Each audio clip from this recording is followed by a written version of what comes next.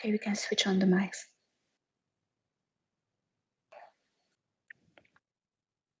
Okay. So, good afternoon, everybody. This is the BME Horizon Hot Topics webinar series. This is the first edition of this series. I am Borbála Schenk, a Chief European Research Funding Advisor of the Budapest University of Technology and Economics. I would like to share a few words about the university, about the unit I'm working at, and about this whole webinar, the motivation behind it, the motivation behind choosing the topics, the presenters, and then I will give the floor to today's guest, Karina Søgaard from the Technical University of Denmark. So thank you very much for being with us here. Let me just very briefly say a few words about the Budapest University of Technology and Economics, my institution. The university has 8 faculties.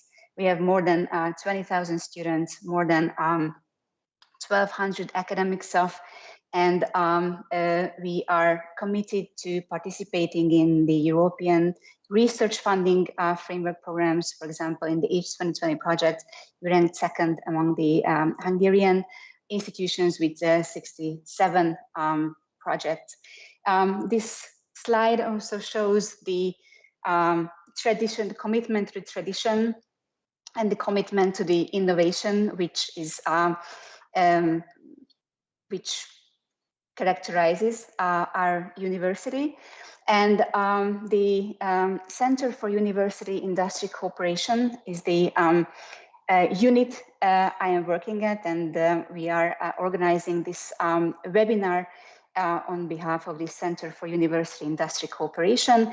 We are basically providing innovation development services for the whole university. We organize, coordinate, and strengthen the innovation-related activities with providing EU funding consultancy. We do project management with big industry and academic projects. We provide IP management and knowledge transfer consultancy, also startup incubation. So everything that is related to the successful innovation management of the university. Why this webinar and why this topic? So the rationale and the idea behind this webinar was that we are living very exciting times in terms of how the European research area is evolving and how it is reflected in the Horizon Europe Framework Program. So the Horizon Europe Framework Program is much more than thousands of proposals and calls. It is about how the European research area is dynamically evolving and changing nowadays. New requirements of the Horizon Europe Framework Program, such as open science, fair data management, as part of the responsible research and innovation. Also, the emphasis on the societal impact of research. These are all factors that define this new European research area. And in this webinar, we would like to explore these new ways to conduct research. These concepts, the societal impact, open science, or the new open publishing ways, or citizen science, I can say, these are partly new. These are some of the aspects we are used to before, but it is very important to see practices, how we can do it better, how we can improve our already existing ways of doing research, because eventually these new techniques, new methods contribute to high quality research that is done in connection with the actors of society, the industry, the decision makers, the citizens. So it will eventually lead to a new approach, which is the research ecosystem approach.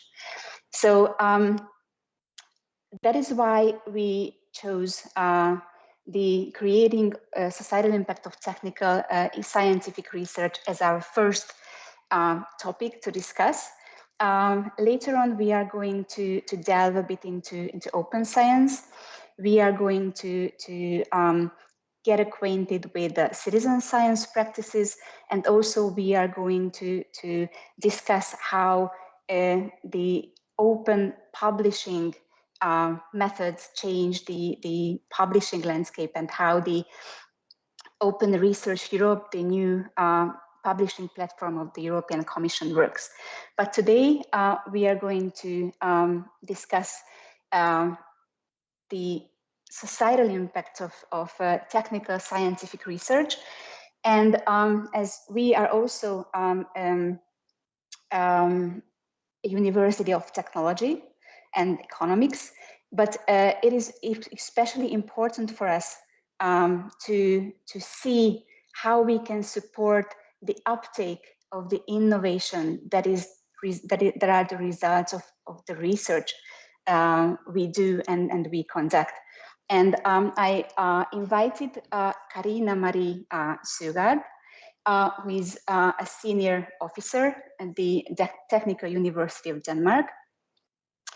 And I asked Karina to present the way the Technical University of Denmark supports impact, and how the Technical University of Denmark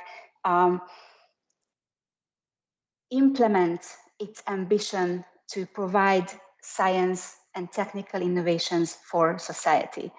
Before I give the floor to Karina, I would just give some information about how you can pose questions. With this webinar, we would like to spark discussion about these topics. So we really would like to have your inputs, your questions, your comments, and you can do it via Slido. And on the screen, you can see how you can use Slido. If you are following us on the website, on the horizon.bme.hu website, the Slido poll is embedded on the website, so you can just type your question there. There is actually a fun poll active to explore which city you are from. Just please feel free to type in where you are watching us from.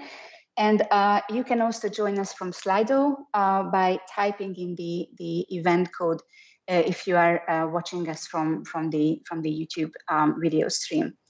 Okay, so now I would like to give the floor to Karina, and I will just stop sharing my screen. Thank you. Then I will start by sharing mine.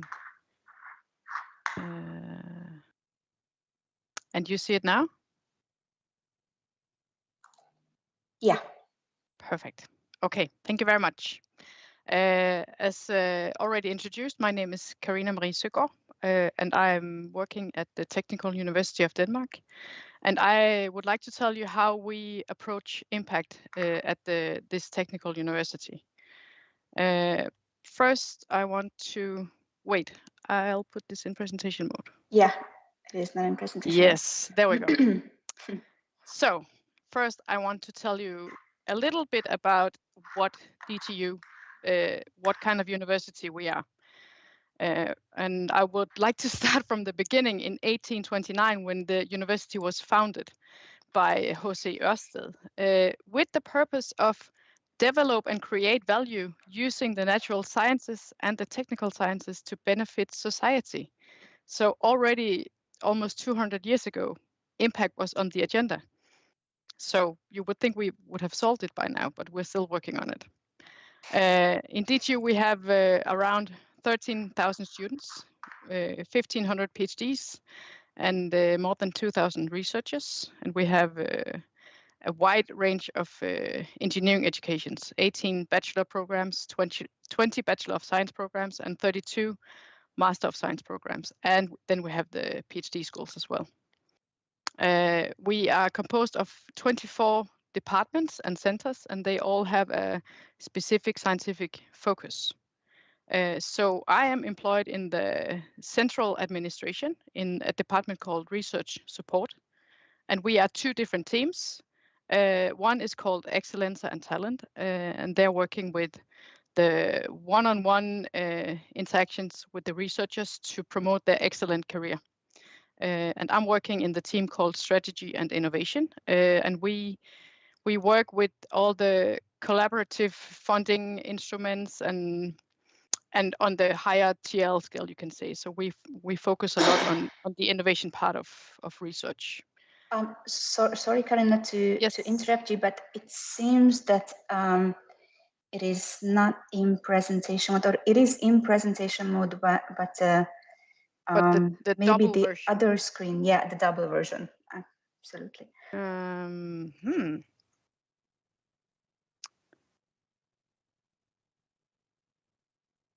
Like this? Yeah, perfect. It's perfect. Good. Thank you. Yes, it's not the, I'm not in front of my own screen, so it's everything is new here. Yeah, thank you. Good. So in 2020, DTU started implementing our new strategy called Technology for People. And in this strategy, we describe that we want to offer Europe's best engineering education.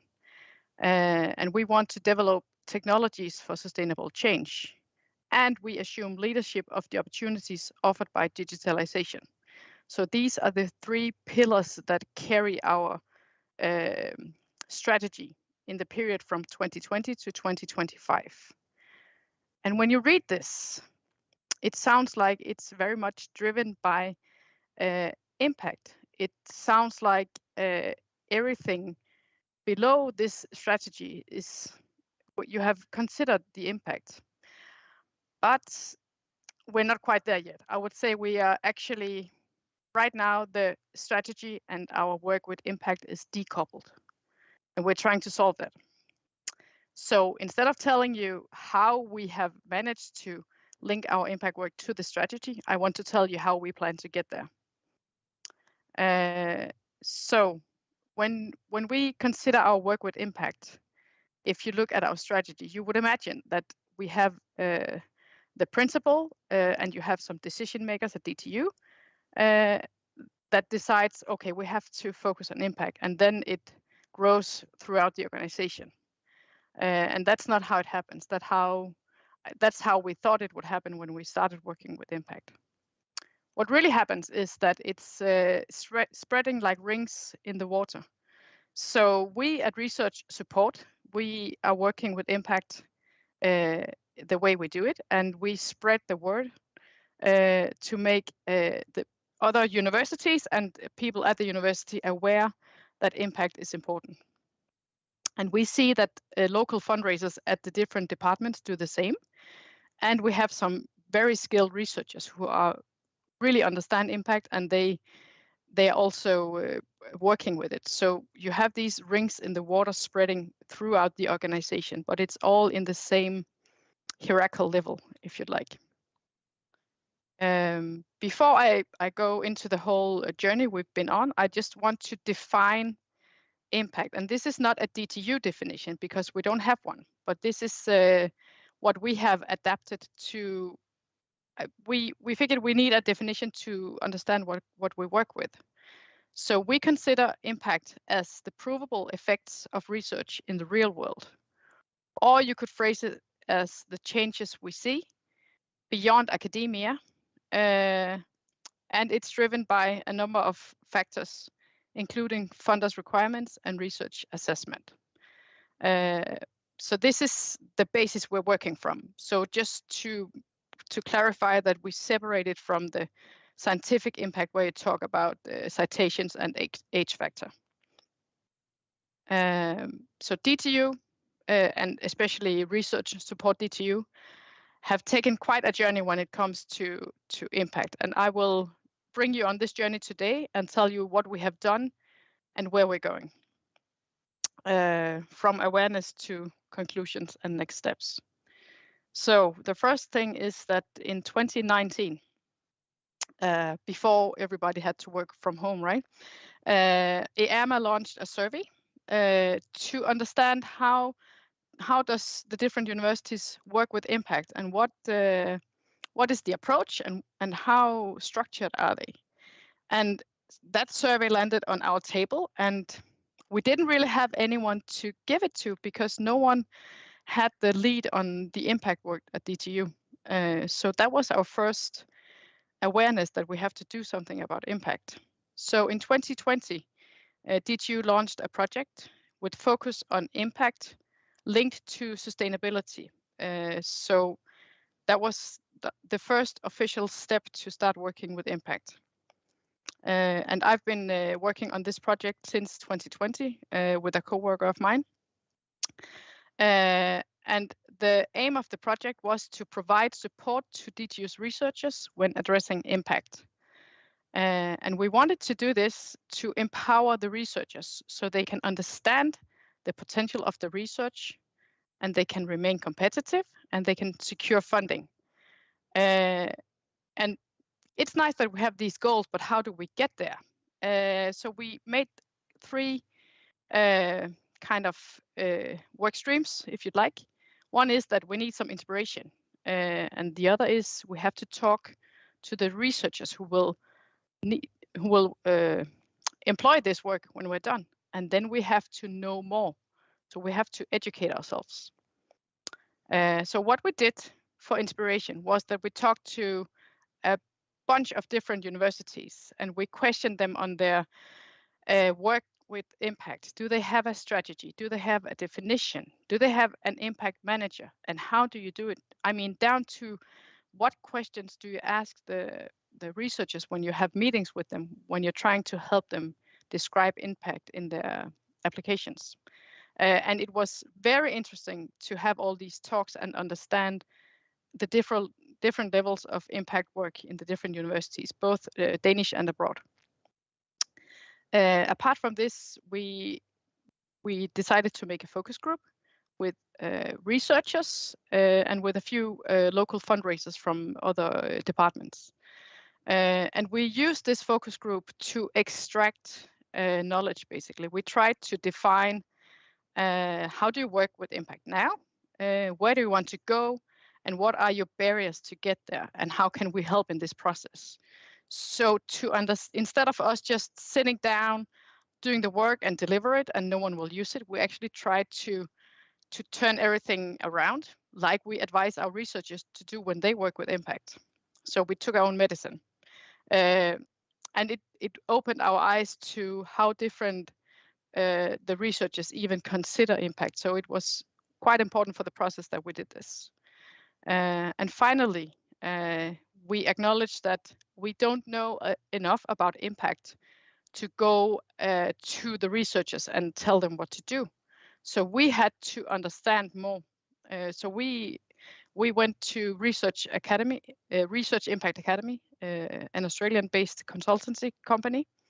And we agreed on a mentorship that lasted for a year. We had meetings at least every month, sometimes more, where we could basically pick the brain of the consultant from Research Impact Academy, ask all our stupid questions and get her feedback, and really, break it down, and then hover into the helicopter again and break it down.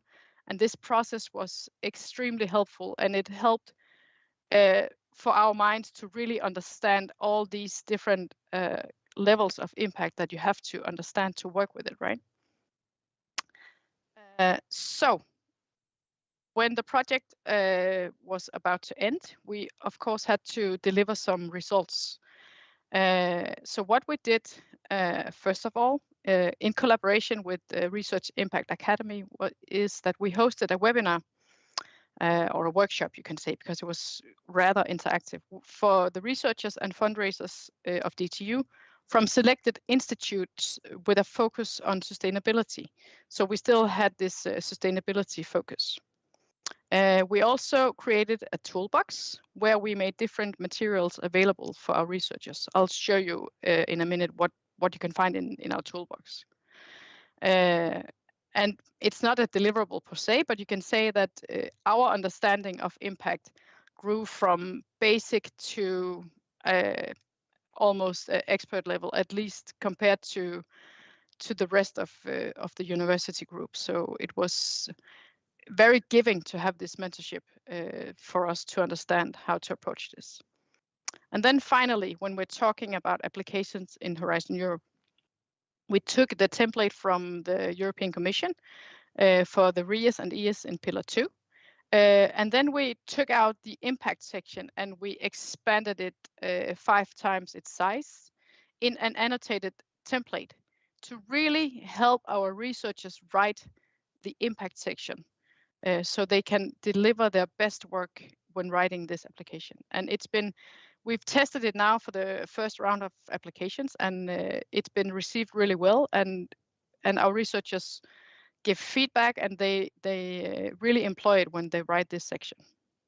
And I don't know if I don't know how many researchers and fundraisers are listening to this, but from my understanding, the researchers often push the impact as the last bit because they're less comfortable with doing the work. But if you do it as some of the first things, you are actually helping yourself to write the rest of the application. So that's a very concrete advice for you. If we look into the toolbox, I mean, this is not the extensive amount of material, but just to give you an idea of what we found helpful to put there. We have a document describing what is research impact. So if you basically don't know what impact is defined as, you can start here. And then you can expand and understand what counts as impact. And it can be many different things, but it's basically a 3-page document that takes you through the different kind of impact you can describe when you are applying for money. And then we have received permission from Emerald Publishing to share the real impact literacy workbook on our intranet as well. So we have direct access for our researchers to this. It's a guide, basically. So if you are a fundraiser, or if you're a researcher, and you're about to write the impact section in a proposal, it has very specific questions. And when you've gone through the whole guide, you know what your impact is. So it's very helpful. It's also available at Emerald Publishing's own website, so you can go and find it, and I think you will find it helpful. So when we finished this project, we sat down and discussed, so what did we learn from this? And from the case studies, we learned that the universities who has an impact strategy and definition, they have a much more structured approach to impact. And we can feel that at DTU, where we still lack the strategy and definition of impact, that it's more bottom up than top down. And maybe it's okay at this point, but it's something that sometimes makes a barrier for our work, also to dedicate time to work with impact. We also realized that it's nice to have tools. It's on the internet, but if you don't push them to the researchers and to the fundraisers, they don't find them. So the tools cannot stand alone. We use them in the interactions we have with the researchers, and we use them in our training. So we kind of, hold hands and look at it together rather than just send the tools and lean back. And we also realized that there's no end goal of this work. It's a moving target. Right now, we're trying to still adapt to the new definition of impact in Horizon Europe, but it will change. It will also change in the different Danish funding instruments, and we'll follow along, and it's completely fine that this is how it's working. And the next steps in this project, we are hoping that we can get to the point where we have a university-wide strategy on impact, and we are trying to push for the initial steps to measure impact, because if we can measure impact if we start measuring impact now, we can map our impact later on. And you can't go back and map your previous impact. And as many of you know, impact doesn't happen right away. It happens 1, 2, 5, 10, 20 years after project completion. So it's a long piece of work to start measuring impact, but it would be interesting for the university, helpful, and at some point I think it will be necessary as well. The barriers for us to get where we want to go is the lack of focus. Not that impact is not important, but there are so many other things that's important too. So as long as impact is still, I wouldn't say fluffy, but it's still difficult to grasp, it's not prioritized. And as a consequence of this, there's a lack of resources. So we figured that to start doing something from the point where we are now, what's the smallest step we can take? And that is a bottom-up approach where we can act as another ring in the water. We have established an impact working group. We are still defining our meeting frequency and the content to get where we want to go to have an impact strategy. So we are spreading the word, and you can say we're starting an impact movement, and hopefully we'll get more people engaged in this work, and they'll join us to get to the moving target that we'll never reach. If you want to talk more about impact, you are very welcome to contact me if your question is not covered in the session. I'm looking forward to hear from you. Thank you. Thank you very much. You can hear me, right? Yes, I can hear you. Okay, great. Thank you very much. That was a very interesting journey on the university level. And thank you very much for sharing it. I would like to remind our viewers that you can post questions on Slido. You can upvote questions that are already there if you like them. So we would like to hear from you, and we would like to hear from your perspective, how you think about impact, how you find impact important, what are the most important experiences you have with creating societal impact with your research, and maybe the barriers and the challenges you've been facing throughout this process. So I just would like to see the Slido poll and what questions we already have. Yeah, the first one, you mentioned empowering researchers. Mm-hmm. How did you convince the researchers that impact is important? So we actually handpicked the researchers for the focus group. So we knew that they were already interested. Mm-hmm. So maybe that's a bit of cheating, but it helped us to have the conversation going from day one. So we actually didn't have to convince them to. I mean, they were very happy that we asked them to join the focus group, and they were very active in the meetings we had. So, and you can do this when you're working with a smaller group of people.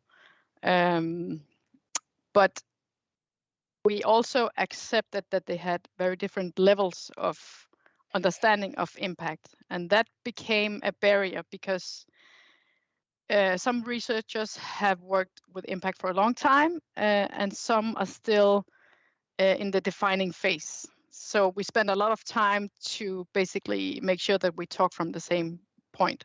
Mm-hmm. And if you mentioned that the researchers were working with impact, what exactly do you mean by that? Well, most of the time when our researchers work with impact, it's because they are applying for money, mm-hmm. either in a Danish funding setting or in a European Horizon Europe setting. And I mean, my wish is that the researchers, they understand that it's more than that. They understand that it's also a tool to see their potential, to mm-hmm. understand and I think it's more important even if you're working with some fundamental science, but to actually map, I'm here right now, but this has all this potential. Everything is not going to happen, but some of it will. For me, that would be very motivating to work like that, and it also gives you direction. Yeah, I totally agree with you, because working with impact can broaden the scope of research. So you are involving end users, you are involving stakeholders in this whole research process, who have the same aspiration but can bring in different perspectives and different ideas. So this whole procedure of giving feedback and getting giving information and getting feedback is very important. Yeah, could you cite concrete examples of societal impact created by DTU research? No, not right here. I tried to get some specific examples from researchers, but they were not ready to share them yet, or they didn't have time. So let me put this question in a different perspective. Who are your most important stakeholders when the researchers are conducting research? Who are the stakeholders you are engaging with most often? And I think this is specific to the work we do in the strategy and innovation team. We have a lot of industrial collaboration. So all the applications that we see, they have some industrial partners. So I would say they are one of the most important stakeholders when writing the applications. What is that the question? Sorry, or is it for us? Yeah, it's like a question that helps to put that previous question in a bit of different perspective. Yeah, okay. So you said industry. Yeah. What we always try to do and rarely succeed in. I hope this changes over time, but we try to start from the end point. Where are you going with this project? And that's where you have your end users. So ideally, you would always have your end users identified as a stakeholder and pull them in the process, because they will use whatever research you're delivering in the end. If it's policy documents, you might want to engage the politicians. If it's instruments for hospitals, you want to talk to the nurses or the doctors. If it's an app for elderly people who shouldn't, or an alarm when they fall or something like that, you want to talk to the elderly people. How do you use your phone? Because if you design an app for elderly people and they don't even have a smartphone, you're already failing. Absolutely. Yeah, thank you. Another question. What would you recommend for a researcher? What should he or she write in the societal impact part in the grant applications? Wow, that is like a really broad question. That's a very broad question. Thank you very much. But that is a very relevant question. It actually. is. Yeah. Absolutely. So maybe I have a short learning sentence that I always use to introduce impact, and then we build from there. And that is that you have an output, an outcome, and an impact. So the output is your result from the work you do. The result of that is your output. And the outcome is when someone is using the result. So that's not an impact yet, but someone is using your result. That's an output. And the consequence of this use, that's your impact. So if you're delivering a system that can reduce hospitalization time, you have your system, that's your output. The use of the system, that's the nurses, the doctors, that's your outcome. And the impact is that the time in bed per patient is lower. Yeah, absolutely. And then you can unfold that part, right? Sorry. Yeah. So thank you, Andras, for this very relevant question. And yeah, I absolutely agree with you that what we can do is to give tools, is to help the researchers to get in this mindset, to be able to ask the right questions when they are developing the impact section. I'm just checking this slide again. Yeah. One more question that rose in me was that stakeholder engagement is frequently not enough. The classic ways of stakeholder engagement in Horizon Europe, as we see, but there is a shift towards the co-creation approach, the ecosystem approach.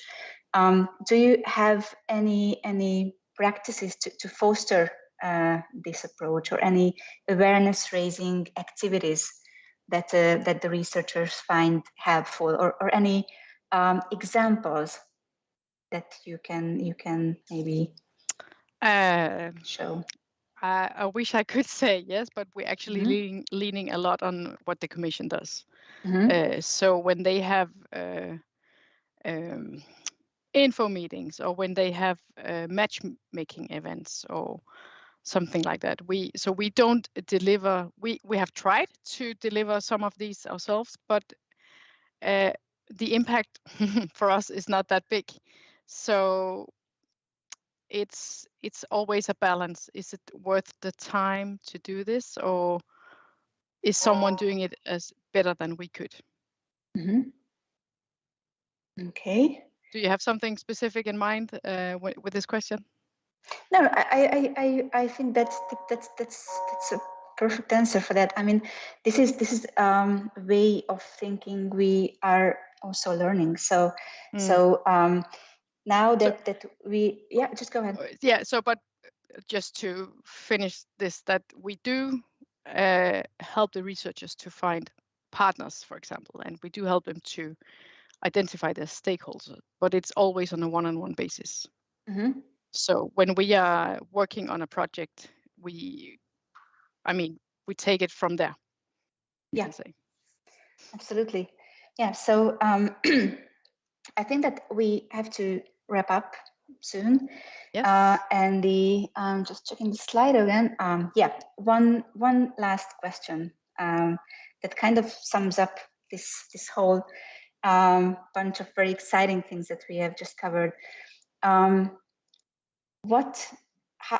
would you describe the impact mindset that our researchers have to get in when they are working with impact and they want to meet the funders' requirements?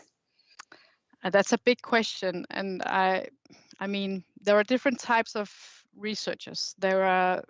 And they're driven by different things, and I think we have to accept that this is how it's working. So for some researchers, they're driven by, oh, what happens if I do this? What happens when we do that? And the curiosity is enough for them. And for other researchers, they became researchers because they want to make a difference in the world. And I think that's where we have to start, because if you already have the idea that the work you do can actually make a difference and have an impact, then you're more prone to adapting the impact mindset of always considering where is this research going, and also be creative about it. If you're working on some kind of system with a specific application, what's the next step? Where can we use it in the future? So you always think beyond the university and beyond the project duration, because when you do that, when you think 10 years ahead, it will trace back to your direction. So you will try to get there even though you can reach the end goal. I think that's what, I mean, for me, that's ideal that they start to think like that. Thank you. That just perfectly sums it up. Thank you very much. Thank you very much for this discussion. And I just would like to share my screen to show you the upcoming sessions. So next week we are going to deal with the how the University of Utrecht built up its open science strategy.